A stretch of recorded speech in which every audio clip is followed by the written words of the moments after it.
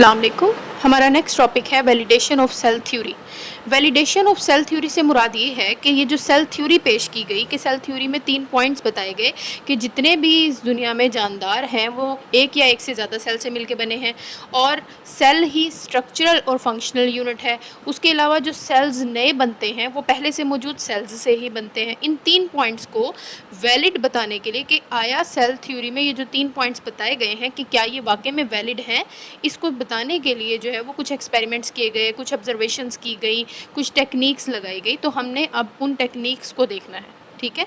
तो cell theory can be validated through many observations and experiments. बहुत सारे experiments और ऑब्जर्वेशंस के ज़रिए सेल थ्योरी को वैलिडेट करार दिया गया, ठीक है। Cell theory can be validated through many observations and experiment. For example, मिसाल के तौर पर by using light microscope, electron microscope और लाइट माइक्रोस्कोप को के ज़रिए जो है वो वैलिडेशन दी गई।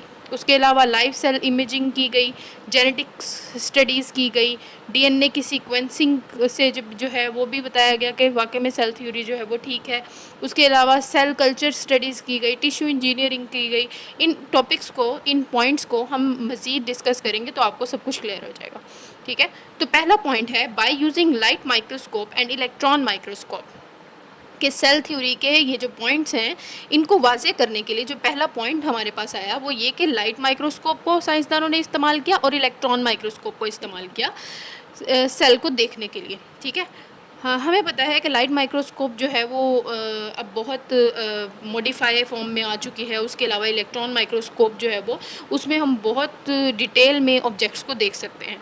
तो साइंसदानों ने क्या किया, साइंसदानों ने सेल्स को लाइट माइक्रोस्कोप और इलेक्ट्रॉन माइक्रोस्कोप के नीचे रख के देखा और जब उन्होंने लाइट माइक्रोस्कोप और इलेक्ट्रॉन माइक्रोस्कोप के नीचे रख के देखा तो उन्हें वाकई में जो है वो ये बात जो है वो नज़र आ गई कि हाँ, वाकई में जितने भी जानदार हैं वो सारे किससे मिलकर बने हुए हैं, सेल्स से मिलकर बने हुए हैं। तो सेल थ्योरी की पहली जो है वो वैलिडेशन जो है वो मिल गई। By using light microscope and electron microscope, scientist visualise, साइंसदानों ने देखा सेल स्ट्रक्चर्स, सेल के स्ट्रक्चर्स को, सेल को पूरे तौर पे जो है वो स्टडी किया गया, सेल के स्ट्रक्चर को मुकम्मल तौर पर स्टडी किया।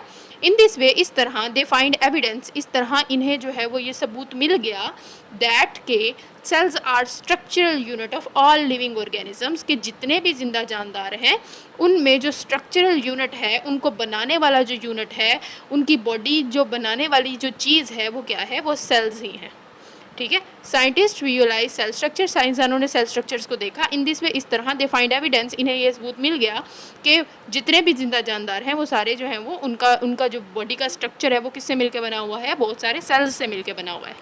हमारा नेक्स्ट पॉइंट है live cell imaging and genetic studies. Live cell imaging मतलब सेल में लाइव चेंजिंग्स जो हो रही हैं उसको देखना। सेल्स को साइंसदानों ने क्या किया, साइंसदानों ने कुछ ऐसा अपरेटस बनाया जिसके अंदर सेल्स को रखा और इस अपरेटस में इस चीज़ को मेक श्योर किया कि इसके अंदर टेम्परेचर, इसके अंदर पीएच जो है, टेम्परेचर जो है और उसके अलावा पीएच वगैरह जो है वो सारी मेंटेन रहे और सेल जो है वो ज़िंदा रहे, ठीक है।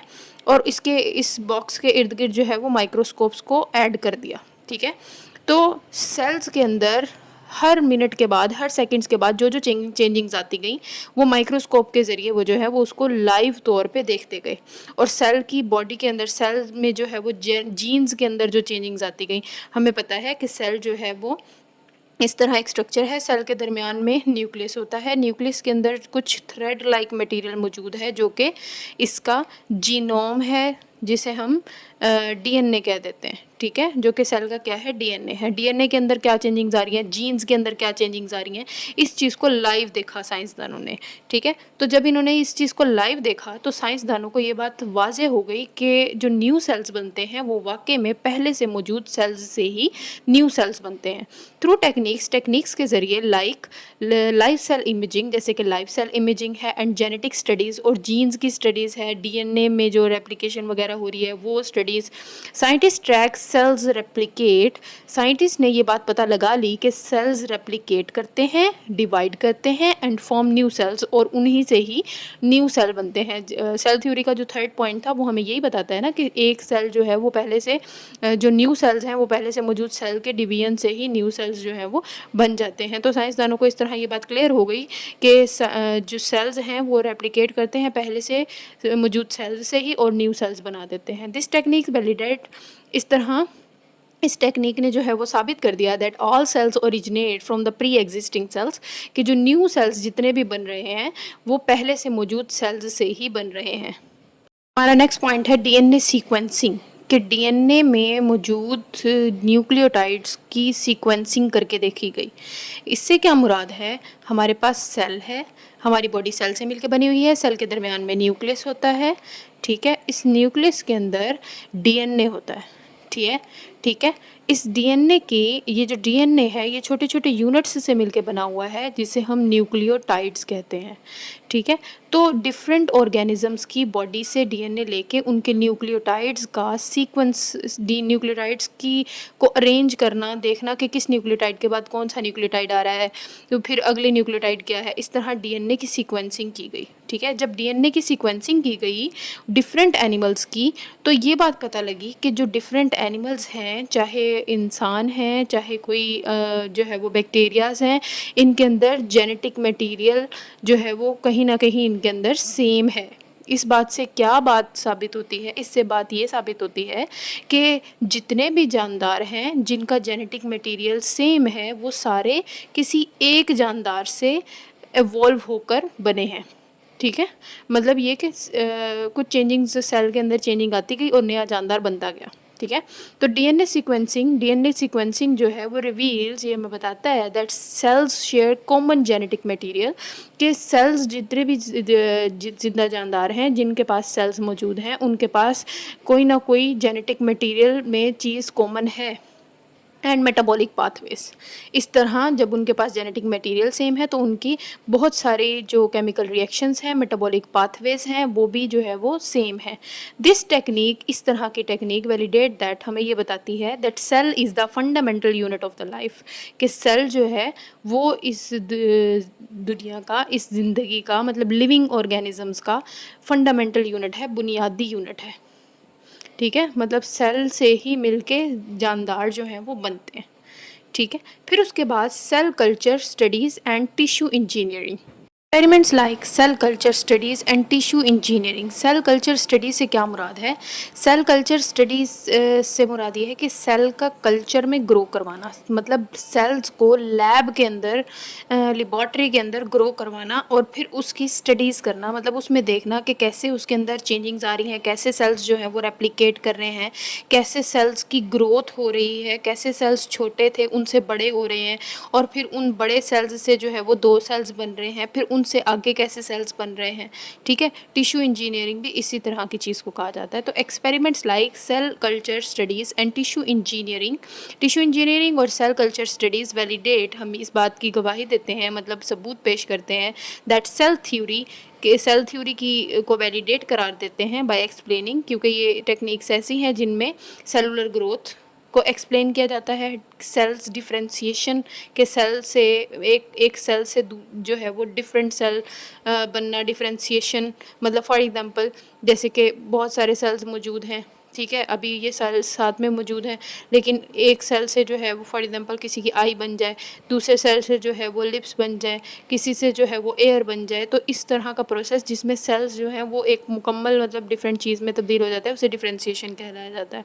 इसी तरह लेबॉर्ट्री के अंदर भी cells culture based cellular growth भी देखी गई, डिफ्रेंशिएशन भी देखी गई, और फिर इनमें सेल्स के अंदर मज़ीद रिप्रोडक्शन कैसे हो रही है ये भी देखी गई। तो इससे भी जो है वो सेल थ्योरी को जो है वो एविडेंस मिल गया कि हाँ जी, सेल थ्योरी के जो 3 पॉइंट्स हैं वो वैलिड हैं, कि जितने भी जिंदा जानदार हैं वो एक या एक से ज़्यादा सेल से मिलके बने हुए हैं। उसके अलावा जितने भी ज़िंदा जानदार हैं उनकी बॉडी का जो मेन पार्ट है, बॉडी बनाने वाला जो स्ट्रक्चर और फंक्शनल यूनिट है वो सेल है। और तीसरी बात ये कि सेल्स जो न्यू बन रहे हैं वो पहले से मौजूद सेल से ही मिलके बनते हैं। ठीक है, सेल से ही, पहले से मौजूद सेल से ही डिवीजन से जो है वो न्यू सेल्स बनते हैं। लेकिन सेल थ्योरी में कुछ एक्सेप्शंस भी हैं, मतलब कुछ केसेस ऐसे भी हैं जो कि सेल थ्योरी पे जो है वो मुकम्मल तौर पर नहीं उतरते। ठीक है, तो cell theory is widely accepted. Cell theory के बहुत सारे सबूत मिल गए, इसलिए ये वाइडली एक्सेप्टेड की जाती है, बहुत एक्सेप्ट की जाती है। But there are some exceptions, लेकिन कुछ केसेस ऐसे हैं जहाँ पर एक्सेप्शंस हैं, जहाँ पर जो है वो मसले मसाइल हैं। जैसे कि वायरसेस नॉर्मली अगर आपके सामने पड़ा हुआ है तो वायरस आपका कुछ नहीं बिगाड़ सकता। लेकिन वायरस अगर आपकी बॉडी के अंदर आ गया तो वायरस ने आपकी बॉडी के अंदर आना है, आपकी बॉडी को कंट्रोल करना है और इसमें रेप्लिकेशन स्टार्ट कर देनी है और आपकी बॉडी के अंदर बीमारियां पैदा कर देनी है। तो वायरस बाहर पड़ा था तो नॉन लिविंग था, लेकिन आपकी बॉडी के अंदर आ गया तो वो लिविंग है। ठीक है, और दूसरा, वायरस जो हैं वो सेल थ्योरी पर नहीं उतरते क्योंकि वायरसेस सेल से मिलकर नहीं बने होते। वायरसेस जो हैं वो दो चीज़ों से मिलकर बने हुए होते हैं, डीएनए या आरएनए, और साथ में प्रोटीन्स। बस इससे मिलके बने होते हैं, मतलब मुकम्मल तौर पर सेल्स से मिलके नहीं बने हुए होते। तो viruses challenge cell theory, viruses जो हैं वो सेल थ्योरी को चैलेंज करते हैं बिकॉज क्योंकि they are not made up of cells, क्योंकि ये सेल्स के मिलके बने ही नहीं हुए। और सेल थ्योरी का पहला पॉइंट ही यही है कि जितने भी जिंदा जानदार हैं वो सेल से मिलके बने हुए हैं and they can not carry out life processes independently. और ये अगर बाहर बॉडी से पड़े हुए हैं तो ये अपनी बॉडी का कोई भी जो है वो अपनी लाइफ का कोई भी प्रोसेस जो है वो नहीं कर सकते क्योंकि इनके पास जो है वो मशीनरी नहीं होती। ठीक है, तो ये जो है वो they can not carry out life process independently, ये अपने ज़िंदगी के काम जो है वो सरअंजाम नहीं दे सकते। Viruses require host cell to replicate, viruses को रेप्लिकेट करने के लिए अपना काम करने के लिए कोई होस्ट सेल चाहिए होता है। मतलब ये कि अगर वो वायरसेस अगर आपके सामने पड़े हैं तो किसी काम के नहीं है, लेकिन जैसे ही आपकी बॉडी उनको मिल गई, मतलब होस्ट मिल गया, तो उन्होंने रेप्लिकेशन करना स्टार्ट कर देनी है।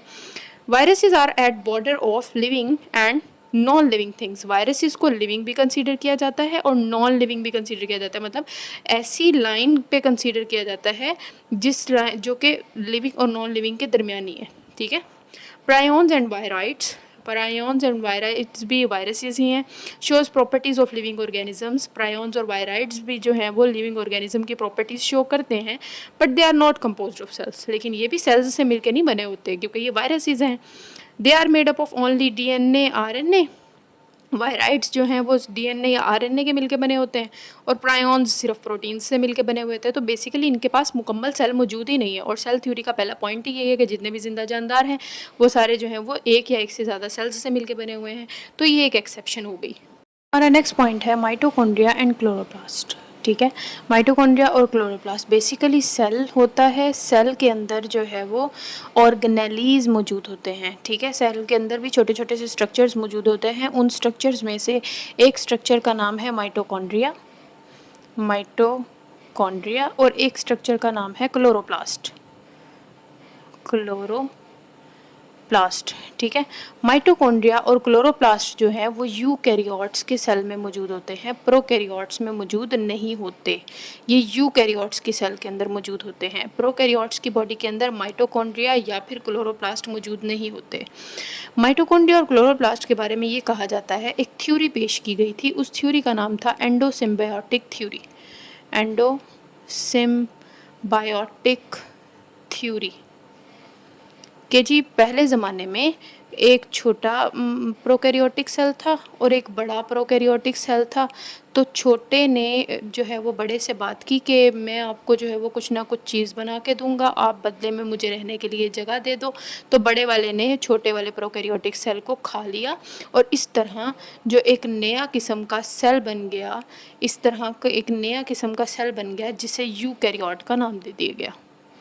ठीक है, ये एक थ्योरी है, एवोल्यूशन में जो है वो डिस्कस की जाती है। बेसिकली आपका इस थ्योरी का यहाँ पे कोई लेना देना नहीं है, लेकिन ये कि इस टॉपिक को समझने के लिए आपको आसानी हो जाएगी, इसलिए मैं आपको बता रही हूँ कि एंडोसिम्बायोटिक थ्योरी एक थ्योरी है जिसमें एक ऑर्गेनिज्म ने दूसरे प्रोकैरियोट्स को, एक प्रोकैरियोट ने दूसरे प्रोकैरियोट को खा लिया, जिसमें जो है वो न्यू सेल बन गया जिसे हम यूकैरियोट्स कहते हैं। ठीक है, तो इस तरह ये जो अंदर जानदार गया, इसका हमने एक का नाम रख दिया माइटोकॉन्ड्रिया, और इसी तरह एक और भी था जिसका नाम हमने रख दिया क्लोरोप्लास्ट।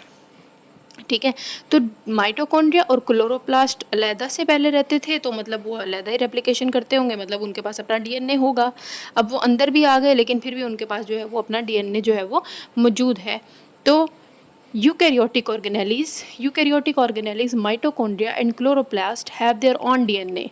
माइटोकॉन्ड्रिया यूकैरियोट्स की बॉडी के अंदर, माइटोकॉन्ड्रिया और क्लोरोप्लास्ट जो पाया जाता है उनके पास उनका अपना डीएनए होता है, and they can replicate independently. और सेल की बॉडी के अंदर माइटोकॉन्ड्रिया जब चाहे रेप्लिकेट कर सकता है, मतलब एक माइटोकॉन्ड्रिया से दो माइटोकॉन्ड्रिया बन जाते हैं, एक क्लोरोप्लास्ट से दो क्लोरोप्लास्ट बन जाते हैं, इस तरह करके ये जब चाहे इंडिपेंडेंटली डिवीजन कर सकते हैं। ठीक है, तो दिस सुजेस्ट दैट, इस बात से ये वाज़ह होता है that they may have originated from free living prokaryotic cell. इस बात से हमें ये बात वाज़ह होती है कि ये जो माइटोकॉन्ड्रिया और क्लोरोप्लास्ट आए हैं, ये अपनी पहले वाली लाइफ में, मतलब ये जो माइटोकॉन्ड्रिया और क्लोरोप्लास्ट बने हैं, ये पहले प्रोकैरियोटिक सेल थे जो कि फ्री लिविंग थे, और फिर जो है वो इस तरह करके ये इनकी बॉडी के अंदर आ गए, और फिर जो है वो इन्होंने इसकी बॉडी के अंदर भी इंडिपेंडेंटली जो है वो अपनी रेप्लिकेशन भी कर रहे हैं, और ये जो है वो प्रोकैरियोटिक सेल थे। ठीक है, अगली एक्सेप्शन जो हमारे पास आई वो फंजाई और एल्गी की थी। कुछ फंजाई और एल्गी में, some organisms such as fungi, कुछ ऑर्गेनिजम्स ऐसे हैं जैसे कि fungi and algae have structures where multiple nuclei coexist within shared cytoplasmic mass. कुछ फंजाई और एल्गी की बॉडी के अंदर कुछ ऐसे स्ट्रक्चर पाए जाते हैं कि जिसमें बहुत सारे न्यूक्लियाई जो हैं वो एक ही साइटोप्लाज्म के अंदर तैरते फिरते हैं। ठीक है, वेयर, जहाँ मल्टीपल न्यूक्लियाई, बहुत सारे न्यूक्लियाई को एग्जिस्ट पाए जाते हैं within shared cytoplasmic mass, एक ही साइटोप्लाज्म के अंदर पाए जाते हैं। These structures blur boundaries of individual cells. इसकी वजह से हमें जो है वो, अब हमने तो ये पढ़ा था ना कि सेल के अंदर एक सेल होता है, सेल के अंदर न्यूक्लियस होता है, फिर अगला सेल होता है, फिर उसके अंदर न्यूक्लियस होता है, फिर अगला सेल होता है, फिर उसके अंदर न्यूक्लियस होता है। ये क्या बात हुई कि ये जो है वो एक ही साइटोप्लाज्म के अंदर इतने सारे न्यूक्लियस पाए जाना। ठीक है, तो ये भी जो है वो एक एक्सेप्शन आ गया। These structure blur boundaries of individual cell.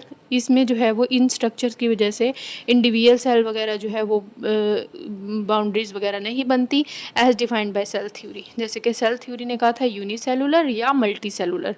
ये तो एक सेल से भी नहीं मिल के बने हुए, और इसमें तो बहुत सारे सेल्स भी नहीं है, कोई बाउंड्री वगैरह ही नहीं है, एक ही साइटोप्लाज्म के अंदर इतने सारे न्यूक्लियाई मौजूद हैं। ठीक है, तो ये भी एक एक्सेप्शन आ गई।